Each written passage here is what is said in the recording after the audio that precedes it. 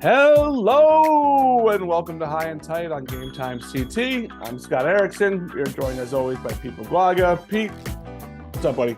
Nothing much, man. Getting into crunch time. I saw myself scoreboard watching on Game Changer last night before I submitted my ballot.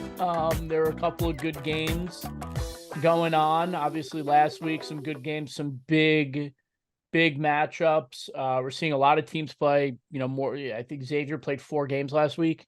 So we're kind of getting down to the end of it here, trying to get those 20 games in before the conference tournament start. Yeah, everybody except the CCC and Berkshire finished their regular season, mostly on Wednesday. There may be a rain out here or there that has to get played on Thursday, but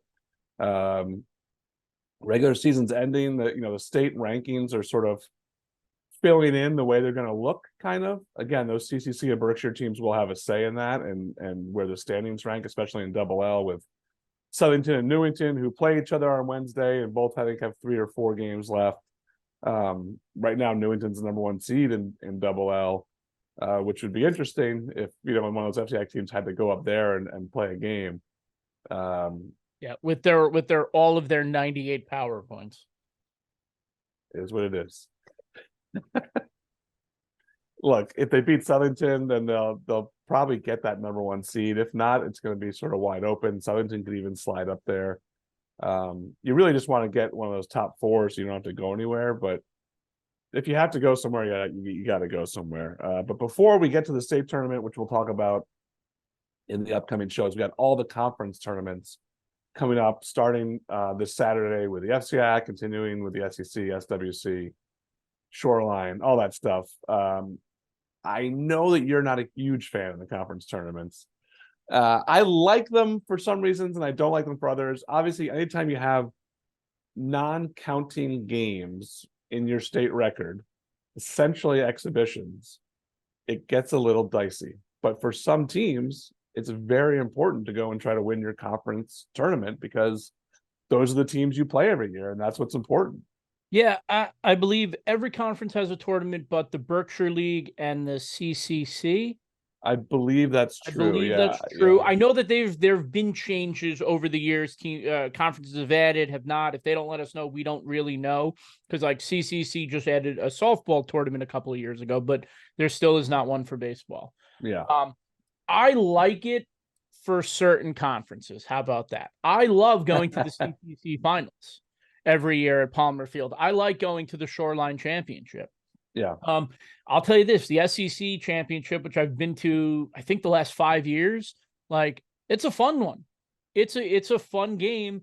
The FCI final I've been to a couple of times, they only if there's rain, because one of them moves, because usually they're played on the same night. Yeah, SEC and FCI are always the same. Yeah. So you and I have to separate. Split up, but we go to the SWCs together. Yeah.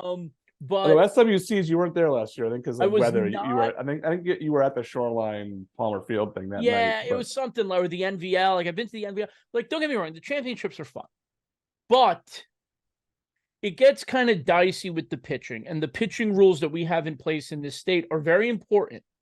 And if you're a team playing in a conference tournament, and during the conference tournaments, you kind of know where you're going to be. I don't know if the seeding officially comes out. I think it does before the championships. But like a lot of these schools, I mean, I've been getting texts from coaches asking me, where, a 10-win team normally falls or this. Like they're already looking. They're looking at the rankings. They're looking at where they might end up and who they might end up against. And that is going to factor into those 2 to 3 potential games in a conference tournament where you're not going to throw your guy. Like if I will say that Ward threw their guy last year. Oh yeah, and Staples won both. did it. Staples did it in 2019. They're the 2 teams in FCIAC history in the last 40-something years to win both the FCIAC and the Double L championship. Yeah. It's not easy, but I've also seen teams that don't do. If you're a lower seed team, like let's say you're, I think it was Prep a couple of years ago, and they've won 3 in a row SEC championships. they're going to be a middle of the road team in Double L, despite getting to the SEC finals, right? This is a couple of years ago. This year's team, very good. They're not going to be a middle of the road team. But so they're going to go play a good team in the first round of the playoffs. They're not throwing their dude in the SEC finals. Fairfield Ward was the number 1 team in Double L last year. They were getting a 32 seed. So, and they also had 3 really good pitchers. So there's not a lot of teams that can do that. So like sometimes you get to the finals of the conference championships and you're not seeing the best team on the field. That is sometimes true. I mean, absolutely. And you only have so many pitchers. Now, I will say in Staples' case and Ward's case, they have multiple really good pitchers. I mean, Staples just set a school record with their 9th shutout of the season. They have multiple dudes that can go out there and pitch. So maybe not as big of a concern for a school like that. But for other schools, absolutely. Like, does Trumbull throw Frank Core at an FCIAC championship if they know they might have a tough first round matchup in Double L, or even a second round matchup? Because a lot of times the second round games come right after those first round games. What if you're St. Joe's? What if you're St. Joe's? Tat has been their guy this year. He is, I believe he beat Ward. I don't know if he pitched a game where they beat Staples. That was a 9-8 game. But if you're St. Joe's, like, you want to make sure he's going to be ready because, you're going to be a higher seeded M, but you're not going to be a top seeded M because you're playing in the FCIAC and you already got 5 losses, right? So, like, you're not going to be a 1, 2, 3, or 4, right? So you might be looking at a good team there in the first round. Do you want to have your guy ready to go? But again, the seedings could come out, and I'm not 100% sure the date where they do come out, where it lines up the conference tournaments. It should be next Friday or Thursday or Friday that the state seedings come out. Most of the conference tournaments are done at that point, but some still may be lingering into Friday, Saturday. It's just an interesting thing. Again, I enjoy going to them. Don't get me wrong. I'm not going to not go to the SEC finals or the FCIAC finals. Or when I can go, I'm going to go because they're fun and they're great. But I've been at some championship games before where it's quick. Pitcher walks a guy, throws too many pitches, he's out. Yep. And then you're getting to, I think it was Cheshire Amity. I went in might have been 2019. Cheshire I was there at Notre Dame West Haven. It was at West Haven. At West Haven. Yeah, it's always at West Haven, but it was moved because of rain. It was a day game. But yes, it was like the 3rd and 4th pitchers going. Yeah. 5th and 6th pitchers by the end of it. I mean, it was such a poorly played game that you're like, here's the FCIAC champion. Go Cheshire won on a throwing error. And you're like, all right, congratulations, Cheshire. Like, none of the that was the only SEC one I was able to go to, and it was a little rain, disappointing. Baby. Rain, baby. It just gets weird with that. And we've seen, let's go back to 2015 when Wilton won the FCIAC tournament and JT Morin pitched all 3 games because of rain and the way that it lined up, and the pitching rules I think were a little different then than they are now. There were no pitching rules. There was no pitch limit. I thought there was, but either way, he ends up pitching 210 pitches in the championship. He ends up throwing all 3 games and isn't a go for the playoffs. And I think Wilton got knocked out in the first or second round. Like, for me, I've always been this because I'm not from Connecticut. I didn't play in the FCIAC or the SEC, the SWC. I want state championships. I would want to win a state championship. I went to Staples. I say it every year. They have the state championships right out front for you to see. Ward put up some banners this past year. Those state title ones are right there in front. Those are the important ones. You go to North Haven, they have them up on the back of the screen. Amity has them up. Like, that's what it's for. You play the educational experience, but you play to win state championships. Conference championship is a nice feather in your cap, but I would trade losing in the first round of my conference championship for a state championship every single day, and it's not even close. It is not even close. I understand. But I will also say that winning the state championship was very difficult, very random at times too, like not always the best team that wins. And there is something to be said for winning your conference and beating those teams that you play all year, the kids really well. And when you can make a run as a lower seed in the conference tournament, if Ridgefield or someone like that makes a run in the FCIAC, that's awesome for those schools that probably won't make runs in the state tournament. You never know, but probably won't. So I like them for that reason. I like the tradition of them. I totally understand what you're saying, and I hate that they don't count, right? Like, well, the only things that they count counts in our poll. That's it. That's the only thing it counts in is in our poll, where we calculate the wins and losses with that, but it doesn't count towards state rankings. So if you're setting up, your pitching rotation, like for games that are just glorified scrimmages in a way in terms of counting of the record. But I'll tell you this, I just pulled it up. Last year I did some number crunching. Since the FCX tournament started in 1969, this says 4, but it's now been updated to 5. 5 teams have won the conference and the state titles. Yeah. Okay?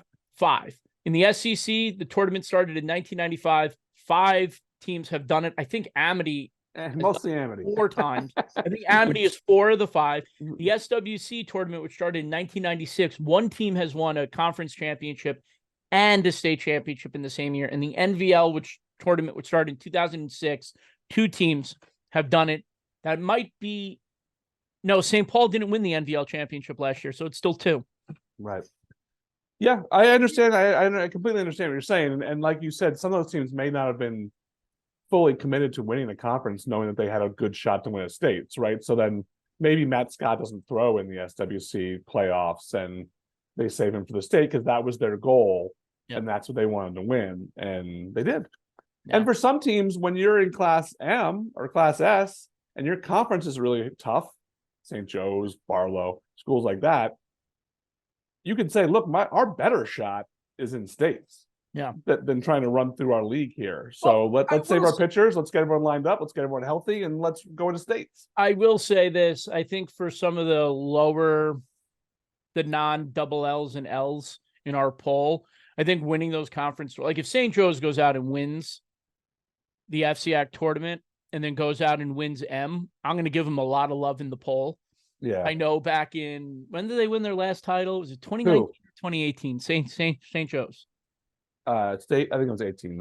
18. I think they all run together, but I think so. Yeah. Yeah. And they didn't make the FCX that year. They lost in the first round. I didn't vote them high because I was like, well, they played a harder regular season than they did to win a state title. So I'm not going to bump them up for winning a state title when they have played bigger and better teams during the regular season and they did not do as well. So I think for those teams, Woodland, St. Joe's, if they want to get some love in the poll, more love, you win that conference championship, then you go out and win a state championship, you're going to get a lot of people to give you support there. That year, you're 100% right. This year, I've been voting St. Joe's in my top 10. I mean, St. Joe's beat Staples, St. Joe's beat Ward this year. Yeah. They're a legit team. Oh, of course. At any level, they can win the FCAC. And the fact that they're in Class M. If they lose in the FCAC in the first round, and then go and beat a couple of NVL teams, a CTC school, and an NCCC team to win a state title, that's not the same. Yeah, fine. I mean, it's not. It's not. Look, I'd love to see St. Joe play Woodland at the end, or Nonawag, or something like that, or Rocky Hill.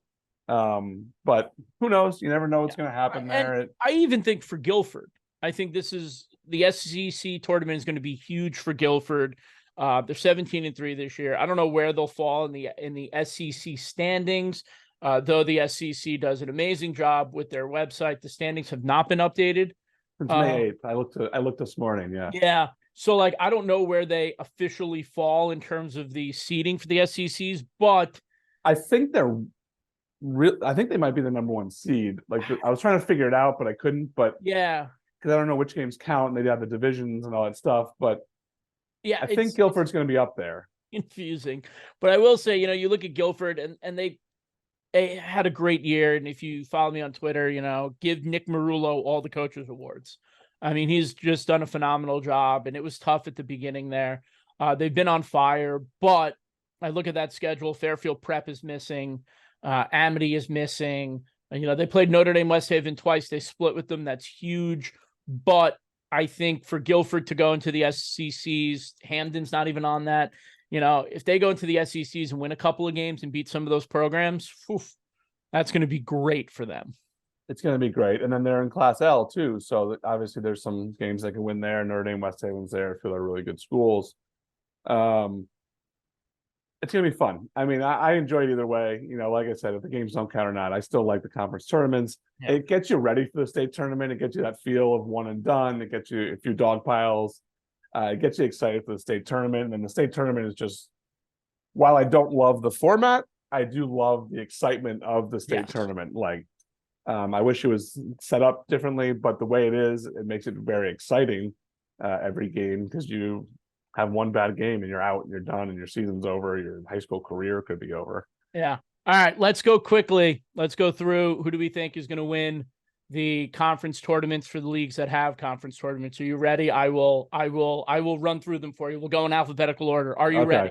I'm ready. All right. So obviously the Berkshire League and the CCC do not have conference tournaments. I do not know if the CRAL does, so we're going to skip that. We'll skip that. Let's go to CTC. Apology. Yeah. We're going to go to CTC. Scott, who do you got?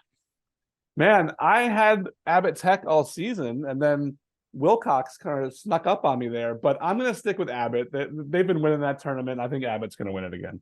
Yeah, I was all aboard the Abbott train. Wilcox Tech, though, I believe beat them. Yeah, they did. Yeah. I don't know if they beat them twice. No, they only played once. No, they played once. They only played once. Abbott Tech, and they finished with Vinyl. But I am going to go with Abbott Tech as well. Like you said, they've been there a lot. They're the defending champions. I'm going to go with them until I am proven otherwise. Go to the ECC. Scott, who do you got? East Lyme. Nobody has been close to East Lyme in the ECC. They haven't played many close games at all out there. They're rolling. Shocking if they don't win the ECC. Oh, you're really going to go against our guest this week? I mean, granted, he's not on yet, and so. But you know what? We're gonna have we have St. Bernard coach Grant Livingston on the show today, so I'm gonna pick St. Bernard's. Okay. So when he listens back to this, he's like, "Oh, you know, I had such a great job with them. Pete is my favorite." All right, we're gonna go over to the FCAC. Scott, who do you have in the FCAC? I mean, just so hard. Staples, Ward, Trumbull, also good. Look, I vote Staples #1 team in the state, so I'm gonna pick Staples. Man, that's it. And their pitching's phenomenal. So last night I was watching the game changer of the Ward Trumbull game because I had my ballot set with Ward winning and I was going to make some moves, and then Ward blew it and Trumbull won an 8-3-2 or 4-3. Yeah, 3-2. That said, a fully healthy Ward team, Staples, you know, Trumbull's in there. It's tough. But I think I'm going to agree with you. I'm going to go with Staples. I just think their pitching is so dominant. 9 shutouts this year, like you said. Like, you know, just get some timely hitting records. All right, over to the NCCC. Got our boys from Coventry, Rockville, Ellington. Got some good teams up there in the state. Scott, who do you got? I really like Ellington. I think they've somehow, you know, they only have 2 losses, but sort of flown under the radar here. Have not lost in league. Their 2 losses were to CCC schools. So I'm going to take Ellington. You know, I do like Coventry very much, but I'll take Ellington. Yeah, I'm gonna disagree with you. I'm gonna go Coventry. Big fan of the Patriots, I believe, which we learned that one time when they this first time they got to the finals. All right, over to the NVL: Woodland, St. Paul, Naugatuck, Holy Cross, Wolcott, Oxford. Torrington was on like a 10-game win streak at one point. And then Seymour's there 12-7. It's tight there in the middle of the NVL. Who do you got, Scott? I think Naughty or Holy Cross could upset the apple cart here, but I think Woodland and St. Paul have been the 2 best schools there all season. Woodland, I think, has the best pitcher in Michael Belcher. So if he's going, I love Woodland. St. Paul absolutely could win it, but I'm going to pick Woodland to win the NVL. Yeah, I think this is not the St. Paul team from the last 2 years. They have a couple of guys who are left over that we're big fans of, but Belcher's still there. And I think Steve Boehner does such a great job there. So I'm going to go with Woodland as well. Then we go to the SCC. A lot of talent here. Scott, who do you got? Let's wrap up quick. Until someone beats them, Fairfield Prep. That was but no, I'm not going to go Fairfield Prep this time around. I'm going to go Notre Dame West Haven. Okay. I think they're super talented. And I think they just need to put it together at the right time. But Prep would probably be a good pick if you're into that, you know, gambling thing. All right. Go to the Shoreline. Shoreline tight at the top. Scott, who do you got? Old Lime's been fantastic. I think Valley's playing really, really well. Old Saybrook has a chance, but I like HK. I think they've been the most consistent team all year. They had a little swoon there at the end of the season, but I think they're going to come back, and I think HK is going to win that tournament. I'm going to go with Old Lime. I'm sorry. Correct. Sorry, Old Lime. I'm going to go with HK. Sorry. I'm going to go with my boy Mark Brooks. HK has been great all year. He's an all-time great coach. And I think they're going to win the Shoreline. All right, SWC to wrap it up. Kind of a little bit of a weird year in the SWC this year. A lot of teams that we thought were going to be better have not been, but still some good teams there. And teams that we thought were going to take a step back are right there at the top. Who do you got, Scott? I'm going to go Barlow. I think, a year after not winning it with Matt Scott, I think they're going to come out and win it this year. They got really good pitching, and I think Barlow's going to win it. I think Brookfield's excellent team, but I think Barlow's going to take it. Yeah, see, I'm going to go with Brookfield. So I got a text message last night from someone from Brookfield. They got a kid by the name of Tanner Wall. Yeah, great. 7-0 with a 0.6 ERA. He's allowed 1 earned run this year. He has a 0.15 ERA in 46 innings, 64 strikeouts. And on Monday, he went 8 innings, gave up no runs. They won in the 9th because he had the game-winning RBI double in the top of the 9th. So I'm going to go with Brookfield. I was huge fans of them last year. Silva was on All-State for us. We loved Brookfield last year. So I think they're going to win the SWC. And CRAL, if you do have a conference tournament, please send us the bracket and yell at us for getting it wrong. Awesome. And we're going to have a full conference tournament preview capsule thing coming out on Thursday ahead of all these games. So take a look for that on GameTimeCT. For now, we are going to get into our interview with St. Bernard coach Grant Livingston. We're really excited about this one, our first ECC coach of the season. So without further ado, here's Coach Livingston. We are joined now by St. Bernard coach Grant Livingston. Grant, welcome to the show. Hey guys, thanks for having me. You say St. Bernard or St. Bernard? It goes both ways. I know I heard you guys talking last week. I don't know what it's the dog, St. Bernard, right? St. Bernard. Yeah. I don't know. Well, you went there. You went there. You got to be our guy. I know. Either way, I think I say it both ways sometimes. Well, that's the thing. We were doing the basketball team this year, and they're all telling me it's St. Bernard, St. Bernard. And then one of the kids from the team says St. Bernard, and I was like, "What?" Come on. I know. We'll say that either is acceptable, right? Yeah. Either one. We know what you're talking about. Well, Coach, you like I just mentioned, you played there. Back in, I think you graduated 2007, right? You helped them win a state title. Congrats on that. Yeah. But now you're back leading the program. How important was it for you? You played there, you played in college, you were the Legion coach in that area for a while. When the job kind of opened up, how important was it for you, to kind of go back and lead the program that helped you, become the baseball player that you were? Yeah, it's something that I've always wanted to do. And it's ironic because I made the decision to stop coaching Legion. My wife got pregnant with our first kid, a daughter who's now 3. So I kind of made the decision not to coach anymore, and then got a call that job was open. And I remember it wasn't a call. It was in person. My wife was standing next to me, and the guy told me, and I just kind of looked over my shoulder, and she's giving me that look. It's like, oh God.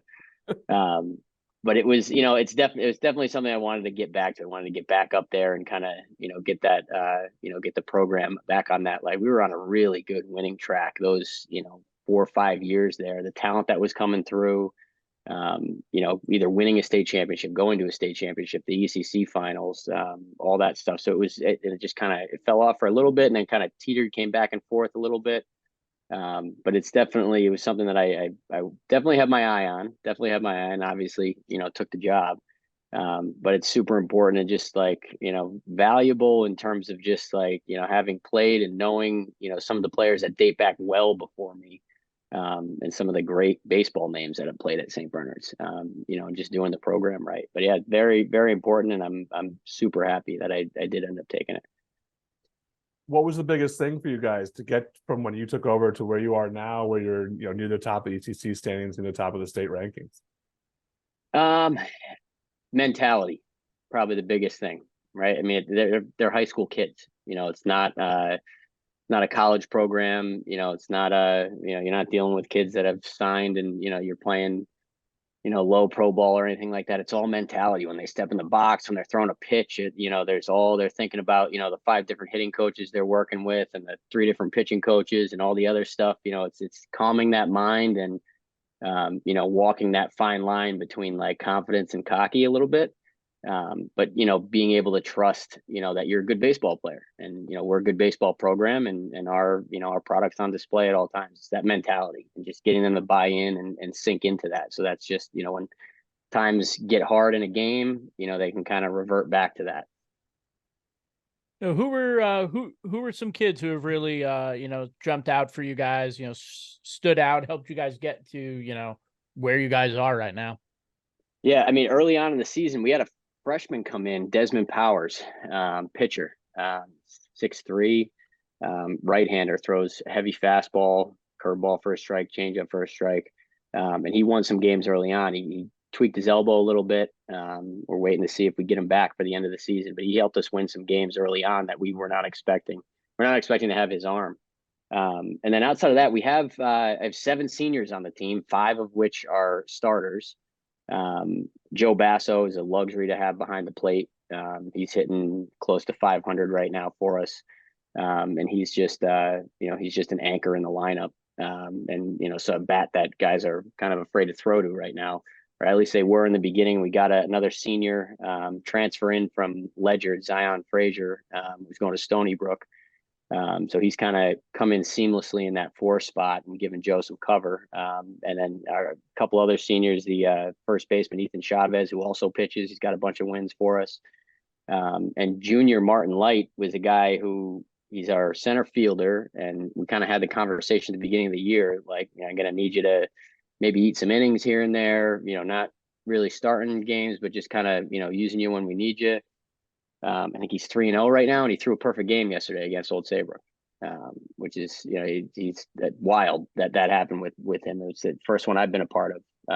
So it was he's definitely stepped up. But guys in different areas, different roles. Some younger guys have come up. DH, we didn't have Zion had to sit those 10 games. We had to play with those those fielding spots and DH spots, and guys have just kind of stepped up and done what they needed to do.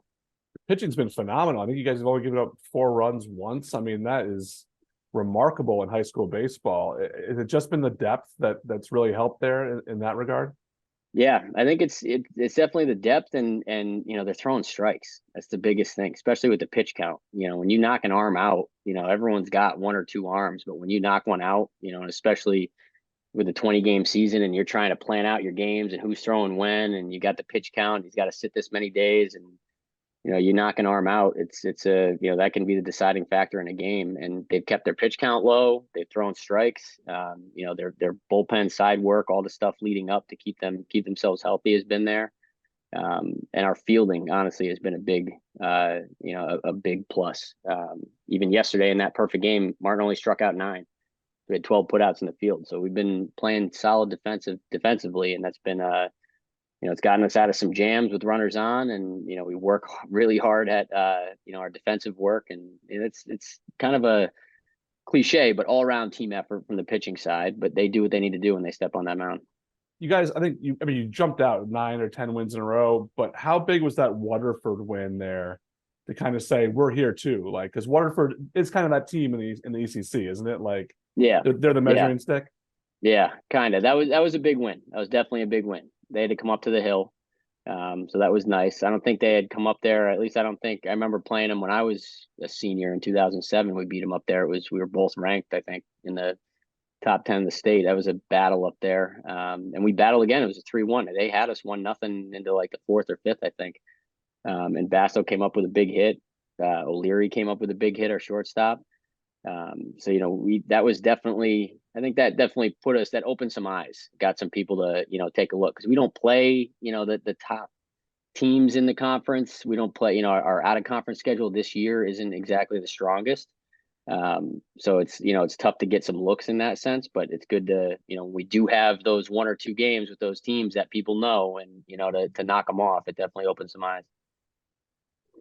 Coach, you have a quite you have quite an interesting job off the baseball field.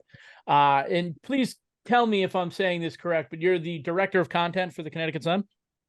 I just switched. I'm now the director of social content for Anthem Sports. Oh, Rocking their sweatshirt right now. oh, very nice. Nice. All the coaches and ADs out there, if you need any of the baseball equipment, all that, give Anthem Sports a call. Oh, well, okay. But you were with the Sun, right? Yes. Yep. And they're, in video content and stuff like that. How did that all kind of not come together, but you went to college to play baseball, and then you were working for professional teams in a time where all of that stuff is so important now, right? Video content, social platforms, all that kind of stuff. How did that all come together for you? I mean, in terms of like just the niche in sports, I mean, just my background and, I have two younger brothers. Chase played at East Lyme. Jack played at East Lyme. Chase then went to play at URI and got drafted by the Royals. And Jack played at CCRI. So we're a big baseball sports family.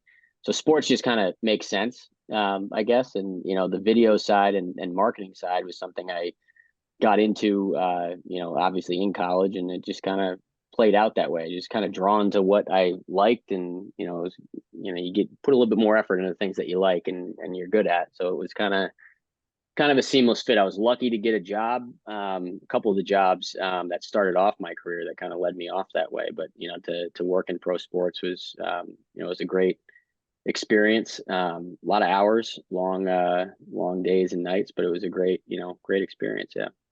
So like, you want to go through like our social platforms, maybe give me some tips and stuff? Give you we'll offline about it. I can give you a grade. Yeah. Well, that had to be fun though. I'm sure you met like a lot of people in the industry through sports. I mean, I interned with the Sound Tigers, when they were the Sound Tigers, when I was in college. And I got to meet like Mark Messier, Peter Chiarelli. It was very cool. I mean, you kind of have to put the fanboy away, but it was really cool to just get to like kind of, rub shoulders with those kind of, people that you've seen on TV and all that kind of stuff. Yeah. I'm not too like, I'm not like good with faces and names. So I'm always like, I was in Chicago one year for the playoffs, and I was standing there talking to I was just having a conversation with a guy and walked away, and it ended up being Chance the Rapper. I had no idea he was just at the game. I was just standing there talking to him. And someone I worked with was like, "You know who that was, right?" I'm like, I nope, no idea. I don't get too much, so it's I know. It's an opportunity. I did that once with Christy Brinkley at an Islander game.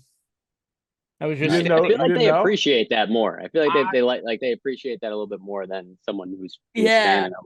Her son was on the Zamboni before the game, and I was just. She like asked if she could stand next to me because her son was on the Zamboni, and I was like, whatever. And we're like talking, going back and forth. My phone is buzzing in my pocket, and I'm like, I'm not going to be rude. I'm gonna, have this conversation with this person.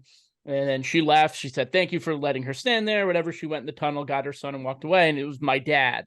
And he's like, "Do you know who you're talking to? Do you know who that is? That's an amplification. Billy Joel's wife." Oh, man.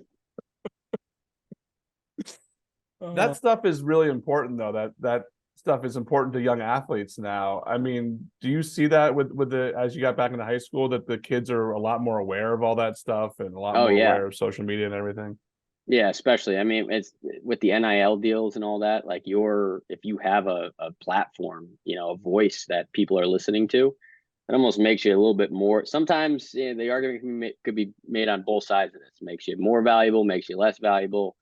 But in terms of like the athlete and being valued from a financial standpoint, going into college, if you can play, it adds value.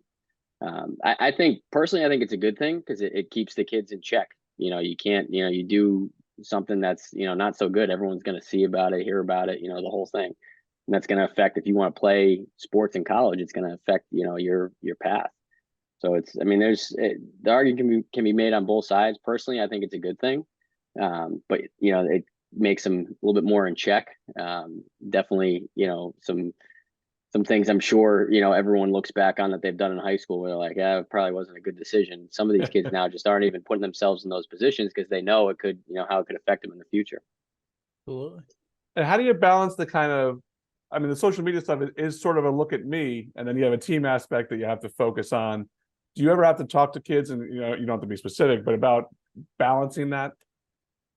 In terms of social media, no, but it's the stat stuff is a great example of that, right? Yeah, everyone's got their own personal stat line, and then you scroll down a little bit and you see the team stat line.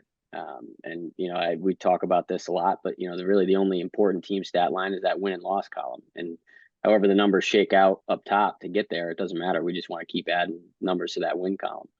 And that's again back to that like mentality standpoint. You got if kids aren't on that train with you, it's just you got 9 guys playing for themselves out there. It's not going to work. You might win some games, you might win a lot of games, but when it gets to those tough times and those important games, it's not usually going to get it done.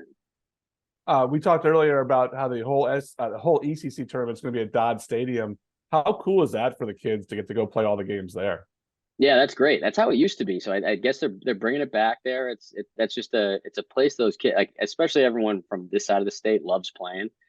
Everyone, I'm sure you guys, went to some, what were they, when they were the Yankees Tigers. team. Oh, the Norwich Navigators. The Navigators. That's right. Yeah. And the Tigers. Yep. So I remember seeing like Roger Clemens throw there, I think, coming back, and, a couple of Yankees guys playing there. That place has got some great history. And it's just cool to play in a stadium and a bigger atmosphere, and it's, tournament games, and you get that feel to the end of the year. The baseball, that regular season's wrapping up and you're playing those important games. You're going right into states after that. It's just like, you can't beat that kind of environment. Yeah. Scott and I both bought Norwich Sea Unicorn hats.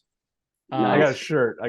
Yeah. Yeah, I got a hat. I got a Connecticut Tigers hat though. I still have my Connecticut Tigers hat. But then the Sea Unicorns were not a minor league team anymore. So I have a new year Norwich Sea. Well, they're CCBL. They're still a CCBL team. I went out and saw them last year. They're still really good college baseball that's being played out there. Yeah, yeah. Kid I used to coach down in Niantic, Matt Malcolm, I think was catching down there last summer. Yeah. All right, Coach. Pete's got a draft for us. Yeah, I saw that. You ready? Yes. We're doing superstitions in the game of baseball. Baseball might be the most superstitious sport out there. We've all played it, so we all have kind of our own weird superstitions. Coach, as the guest, you get the first overall pick. I will go second. It's a snake, so Scott goes 3rd, 4th. I go 5th. Coach, you go 6th, 7th. Then me, then Scott. 3 rounds, 3 superstitions. Coach, you are on the clock. All right. So first of all, I think you guys need like the NFL music behind this. Just a little bit more production value. You got to put the clock on. Yes, you need that. Yeah. We did that in our fantasy baseball that we did with the high school kids a couple years ago. Pete had the music going and everything. Oh yeah, need it. You got to see. This is why we need you for content. We need you for content. You got to up that production value, man. Well, I mean, I feel like it could go either way. It was perfect. You sent this email after the game yesterday. So Martin threw a perfect game yesterday. So it's going to be my first one. Is not talking about the no-hitter or perfect game, which I actually thought we were in the 6th inning in the 7th, 1 out, the first out in the 7th. And I look at my assistant. I'm like, it's the 6th, right? He's like, no, it's the 7th. I had no idea. And I actually asked our home plate umpire, Kevin Moreland, after the game. I said, did you know that he was throwing a perfect game? He goes, I didn't spit my piece of gum out all game. I had 2 fresh pieces of gum. I didn't change my pieces of gum. I did the same, half inning routine behind the plate, did the whole thing. So it trickles over, man. That no talking about a perfect game, no hitter. That's definitely a real one.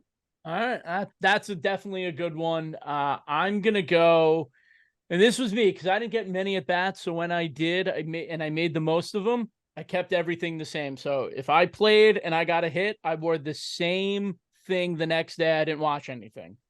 It's gross, but I didn't really get many at bats. So don't watch anything if you're playing well would be my pick. Like anything at all? Nope, nothing.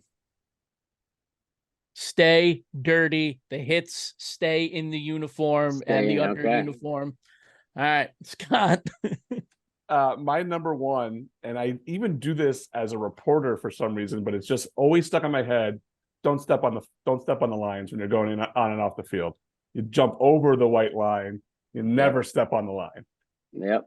That's my number one. I think I pay attention to that more at the beginning of a game because like then the line looks gross before the game. If I'm like on the field talking to the coach before, at the end of the game, I don't know. I don't know. It's always just stuck in my head. Even when I go to interview a coach after the game, I'm like, step over that line. Don't step on the line. Yep. My other one is, I don't even know if this is a thing. But I would never let my hat go. If it fell off me, fine, but I would never let my hat go on the floor of the dugout. I always wanted to have it up. And if I felt like it hit the floor, I was like, oh man, I'm dead. Like never gonna get a hit again. So I always wanted to maintain my hat off the floor of the dugout. I don't know if that's a real thing, but it was a thing for me. It's yours. It's mine, yeah. Yeah. For my second pick, I was a catcher my entire life. I always put left shin guard, right shin guard, then chest protector, then helmet, but left, right shin guard first.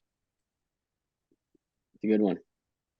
All right, so what I got 2 in a row here? Got 2 in a row. All right, some of mine have gone off the list here.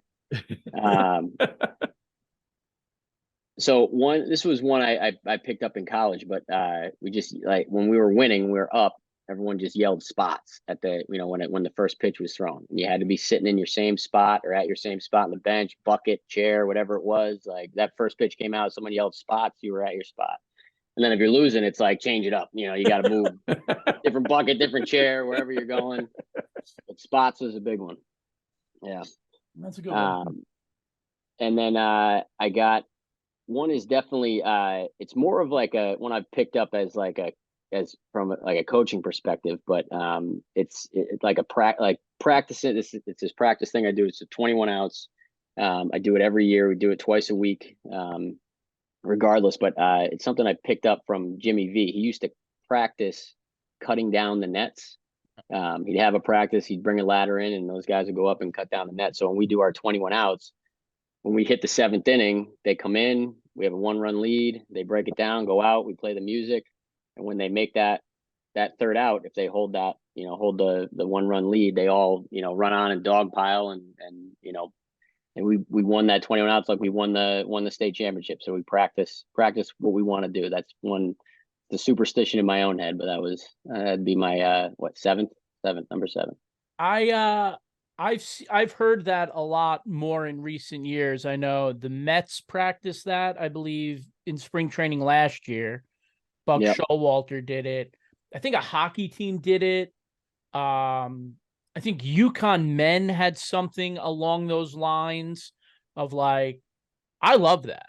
And, some people on social media, especially they poked fun at the Mets, cause they're the Mets, but like, I don't know, it's important. Like coaches talk about learning how to win. Right. And you could either win and you could practice that. And I think that's super important as well. I like that pick. It's fun seeing how the guy, like you do it the first day and they're all like kind of, just throwing the glove up a little bit and doing like a little pile. And you get like 3 weeks in and they're just like slamming on each other. Gloves are flying up. It's cool to see that buy-in as the season goes on. Yeah, no, that's awesome. All right. My last one. Oh, man. This is just a me personal thing because guys I play softball with, dude, and it drives me crazy. Don't pick up the ball. If you're not the pitcher, stay away from the goddamn ball on the mound. That is not your ball. Okay? I hate they pick it up, they throw it around a little bit, flip it to the pitcher. No. You don't touch the ball. Just the pitcher. So that's just more of a me thing, but only the pitcher touches the ball coming out of an inning. All right, my last one. There was a couple, but this goes back to like the old Wade Boggs days with the Red Sox. You ate chicken before every meal. So whatever your meal is, if you were successful that day, you got to eat that again before the next game. And I do it with my son now. So like we're rolling to a game, he pops like 2 hard-boiled eggs, goes 2 for 3. I'm like, you got to eat the hard-boiled eggs for the next game, dude. And he's fully into that. Like same thing. Do they eat the exact same meal before that game again and see if it works? How old's your son? 11. Oh man! So I'm making him crazy already with these superstitions. Yeah, he's getting. And by the way, all of these things that we said are completely insane. Yes. Yes, but insane to most, normal to Normal to few. baseball people. Like Yeah. someone's like the line thing, everything we all said made sense to me, but outside of baseball, it's crazy. But I do love that stuff. Listen, Coach, that was awesome. We really appreciate you taking the time to come on here. We hope we get to see you and your team in person at some point during the state tournament. And good luck the rest of the year. You guys are having an awesome season. Absolutely. Appreciate you guys having me on. We really appreciate what you guys do. I know I listen to you every week, and it's just awesome to have this kind of coverage for high school baseball. It's awesome. Thank you so much, Coach. We really do appreciate it. Thank you to St. Bernard's coach Grant Livingston for joining the show. Great interview, great draft. Really appreciate his time. St. Bernard's got a really good shot at an ECC title, and they're in a wide open Class S tournament. So we've got conference tournaments starting up this weekend. I believe the NVL, the FCIAC are Saturday. They will run into next weekend. Then we'll get our state rankings, and the state tournament will begin. So for Scott, I'm Pete Paguaga. We'll see you all next week on High and Tight. Love you all.